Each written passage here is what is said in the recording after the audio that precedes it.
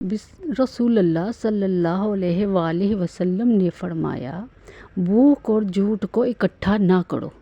بعض لوگوں کو عادت ہوتی ہے کہ ان سے جب بطور مہمان یا کسی موقع پر کھانے کے بارے میں پوچھا جائے کہ بھوک ہونے کے باوجود بھی کہتے ہیں کہ بھوک نہیں ہے۔ رسول اللہ صلی اللہ علیہ وآلہ وسلم نے فرمایا، اپنے آپ کو، اپنی اولاد کو، اپنے خادموں کو اور اپنے مال کو بد دعا نہ دو۔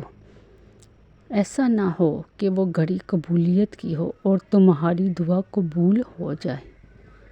نبی صلی اللہ علیہ وآلہ وسلم نے فرمایا، بچوں کو رونے پر نہ مارو، اس لیے کہ 4 ماہ تک رونا لا الہ الا اللہ کی گواہی دیتا ہے، اور اس کے بعد 4 ماہ کا رونا نبی صلی اللہ علیہ وآلہ وسلم پر درود بھیجنا ہے، اور اس سے اگلے 4 ماہ کا رونا والدین کے لیے دعا کرنا ہے۔